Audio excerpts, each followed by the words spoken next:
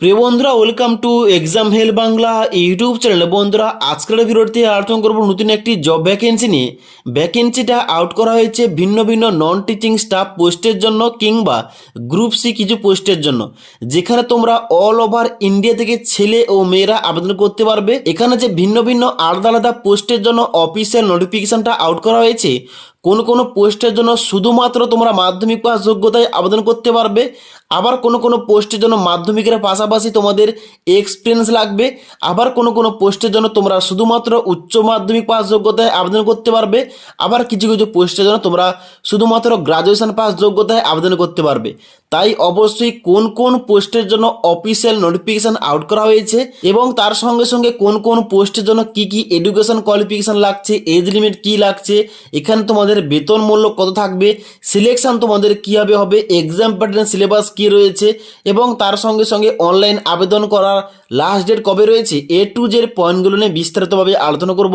তাই অবশ্যই ভিডিওটি লাস্ট পর্যন্ত দেখো। প্রথম ভিডিওর শুরুতে আমরা আলোচনা করব এখানে কোন পোস্টের জন্য এখানে অফিসিয়াল নোটিফিকেশনটা আউট করা হয়েছে এবং এই সমস্ত পোস্টের জন্য তোমরা কারা কারা এলিজিবল। দেখো, এখানে কিন্তু সবার প্রথম 1 নম্বর পোস্ট রয়েছে সিনিয়র পার্সোনাল অ্যাসিস্ট্যান্ট, যেখানে তোমাদের স্কেল অফ পে বলা হচ্ছে পে লেভেল 7 অনুযায়ী তোমাদের বেতন মূল্য দেওয়া হবে। এবার এখানে আপার এজ লিমিট বলা হচ্ছে 35 বছর, অর্থাৎ তোমাদের যাদের বয়সটা 35 বছরের মধ্যে তোমরা সবাই এখানে এলিজিবল অ্যাপ্লিকেশন করতে পারবে। এবার এখানে এসেনশিয়াল কোয়ালিফিকেশান কী চাওয়া হচ্ছে, এখানে বলা হচ্ছে 1 পয়েন্টে a bachelor degree from a recognise university, অর্থাৎ তোমাদের ব্যাচেলার ডিগ্রি কমপ্লিট করতে হবে। তার সঙ্গে সঙ্গে বলা হচ্ছে 2 নম্বর পয়েন্টে at least 3 year of experience working as private secretary, personal assistant, stenographer, executive assistant, executive secretary in a government department কিংবা ইউনিভার্সিটি কিংবা অটোনোমাস বডিসে কিংবা পিএসইউ। তাছাড়া এডুকেশনাল ইনস্টিটিউশনে তোমরা যদি এই সমস্ত পোস্টে 3 বছরের এক্সপিরিয়েন্স তোমাদের থেকে থাকে অবশ্যই এলিজিবল। তার সঙ্গে সঙ্গে এখানে কিন্তু স্কিল টেস্টের কথা বলা হয়েছে। এবার তারপর তোমাদের নেক্সট এখানে পোস্টের নাম রয়েছে ল্যাবরেটরি অ্যাসিস্ট্যান্ট, যেখানে তোমাদের পে লেভেল 4 অনুযায়ী বেতন মূল্য দেওয়া হবে। আপার এজ লিমিট চাওয়া হচ্ছে 30 বছর, অর্থাৎ তোমাদের 30 বছরের মধ্যে বয়স হয়ে থাকলে তোমরা ছেলে ও মেয়েরা আবেদন করতে পারবে। এখানে বলা হচ্ছে এডুকেশন কোয়ালিফিকেশান কি, should have passed senior secondary 10+2 or an equivalent examination with relevant science subject, অর্থাৎ এখানে বলা হচ্ছে তোমরা যদি সায়েন্স সাবজেক্ট থেকে শুধুমাত্র উচ্চ মাধ্যমিক পাস করে থাকো তোমরা কিন্তু এখানে এলিজিবল অ্যাপ্লিকেশান করতে পারবে। তারপরে এখানে নেক্সট পোস্ট রয়েছে জুনিয়র অ্যাসিস্ট্যান্ট, যেখানে তোমাদের পে লেভেল 2 অনুযায়ী বেতন মূল্য দেওয়া হবে। এখানে আপার এজ লিমিট বলা হচ্ছে 27 বছর, অর্থাৎ তোমাদের বয়সটা 27 বছরের মধ্যে হয়ে থাকলে এখানে এলিজিবল অ্যাপ্লিকেশান করতে পারবে। এসেনশিয়াল এডুকেশন কোয়ালিফিকেশান চাওয়া হচ্ছে a senior secondary school certificate 10+2 or its equivalent qualification, অর্থাৎ তোমাদের কিন্তু অবশ্যই উচ্চ মাধ্যমিক পাস করতে হবে। তবে এখানে কিন্তু উচ্চ মাধ্যমিক কোয়ালিফিকেশানের সঙ্গে সঙ্গে এখানে তোমাদের চাওয়া হচ্ছে having a typing speed of 35 word per minute in English, যেখানে তোমাদের মিনিটে অবশ্যই 35টা ওয়ার্ড টাইপিং করতে হবে ইংলিশে করলে। তারপরে এখানে নেক্সট পোস্ট রয়েছে লাইব্রেরি অ্যাটেন্ডেন্ট, যেখানে তোমাদের পে লেভেল 1 অনুযায়ী বেতন মূল্য দেওয়া হবে। এখানে বলা হচ্ছে এজ লিমিট তোমাদের আপার এজ লিমিট রয়েছে 30 বছর, অর্থাৎ তোমরা যারা 30 বছরের মধ্যে তোমরা সবাই এখানে এলিজিবল অ্যাপ্লিকেশন করতে পারবে। এখানে বলা হচ্ছে essential education qualification pass 10 or equivalent examination from any state education board অথবা গভর্নমেন্ট রেকগনাইজ ইনস্টিটিউশন, অর্থাৎ অবশ্যই তোমাদের মাধ্যমিক পাস করতে হবে। তবে মাধ্যমিকের পাশাপাশি এখানে বলা হচ্ছে 2 নম্বর পয়েন্টে সার্টিফিকেট ইন লাইব্রেরি সায়েন্স কিংবা লাইব্রেরি অ্যান্ড ইনফরমেশান সায়েন্সে তোমাদের কিন্তু সার্টিফিকেট থাকতে হবে, তবে তোমরা কিন্তু এখানে এলিজিবল। ওকে, তারপরে এখানে সবার লাস্টে যে পোস্ট রয়েছে ল্যাবরেটরি অ্যাটেন্ডেন্ট, এই পোস্টের জন্য স্কেল অফ পে বলা হচ্ছে লেভেল 1 অনুযায়ী তোমাদের বেতন মূল্য দেওয়া হবে।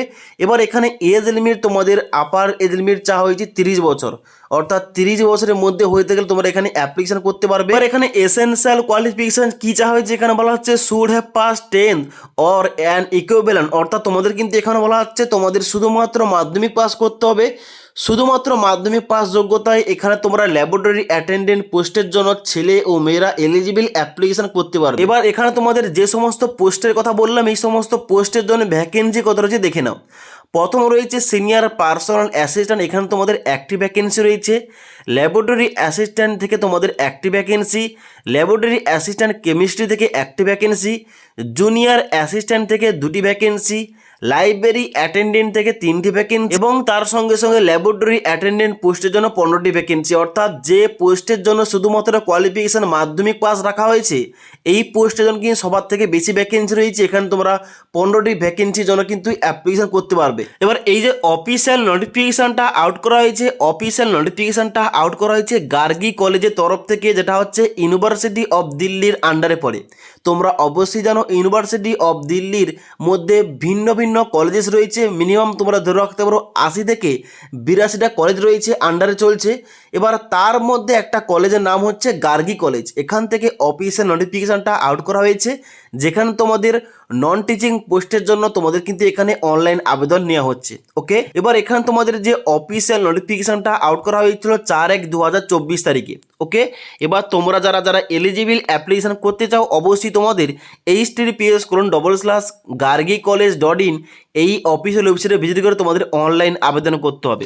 এবার অনলাইন তোমরা যারা আবেদন করতে চাও, অনলাইন আবেদন করার জন্য তোমাদের এখানে অ্যাপ্লিকেশান ফিসটা কত লাগবে, এখানে তোমরা অফিসিয়াল নোটিফিকেশানের নিচের দিকে এলে এখানে কিন্তু তোমাদের অ্যাপ্লিকেশান ফিস সম্বন্ধে দেওয়া রয়েছে। এখানে দেখতে পাও তোমাদের এই ছকের মাধ্যমে বলা হচ্ছে তোমরা যারা আনরিজার্ভ ক্যাটাগরি এবং ওবিসি ক্যাটাগরি, তোমাদের এখানে 1000 টাকা ফিস পেমেন্ট করে অনলাইন আবেদন করতে হবে। এবং তোমরা যারা SC ST EWS ক্যাটাগরি, তোমাদের 500 টাকা পেমেন্ট করতে হবে। আর তোমরা যারা PWBD ক্যাটাগরি, অর্থাৎ তোমরা যারা প্রতিবন্ধী স্টুডেন্টস এবং তার সঙ্গে সঙ্গে তোমরা যারা উমেন ক্যান্ডিডেট, তোমাদের কোন রকম ফিস লাগবে না, তোমরা বিনামূল্যে অ্যাপ্লিকেশান করতে পারবে। ওকে, এবার এই অফিসিয়াল নোটিফিকেশান তোমাদের কিন্তু এখানে বিস্তারিত সিলেকশন প্রসেস কিংবা এখানে তোমাদের এক্সাম প্যাটার্ন সম্বন্ধে, সিলেবাস সম্বন্ধে দেওয়া নেই। তবে তোমাদের বলে রাখি, এখানে তোমরা অনলাইন আবেদন করলে জাস্ট তোমাদের একটা প্রথম CBT এক্সাম কিংবা এখানে লিখিত পরীক্ষা তোমাদের নিয়ে হবে। লিখিত পরীক্ষা হওয়ার পর যে সমস্ত পোস্টে তোমাদের স্কিল টেস্ট চাওয়া হয়েছে, এই সমস্ত পোস্টের জন্য স্কিল টেস্ট নিয়ে হবে এবং তারপর তোমাদের ফাইনালি সিলেকশনটা হয়ে যাবে। এবার এখানে বিগত বছরের যে তোমাদের অফিসিয়াল নোটিফিকেশন যে আউট হয়েছিল, সেই রেফারেন্স থেকে তোমাদের বলছি কোন কোন টপিক থেকে প্রশ্ন আসতে পারে কিংবা কত নম্বরে তোমাদের পরীক্ষা হতে পারে লিখিত পরীক্ষাটা। দেখো, এখানে কিন্তু সম্ভবত তোমাদের যে পরীক্ষার প্যাটার্ন থাকবে, এখানে কিন্তু তোমাদের টোটাল 100 নম্বরের পরীক্ষা হয়তো হবে, যেখানে তোমাদের জেনারেল অ্যাওয়ারনেস থেকে 25টা প্রশ্ন 25 নাম্বার, এরিথমেটিক থেকে 25টা প্রশ্ন 25 নাম্বার, রিজনিং থেকে 25টা প্রশ্ন 25 নাম্বার এবং জেনারেল ইংলিশ থেকে 25টা প্রশ্ন 25 নাম্বার, যেখানে তোমাদের 100 নম্বরের পরীক্ষা নেওয়া হবে, যেখানে তোমাদের টাইম দেওয়া হবে 1 ঘন্টা 30 মিনিট।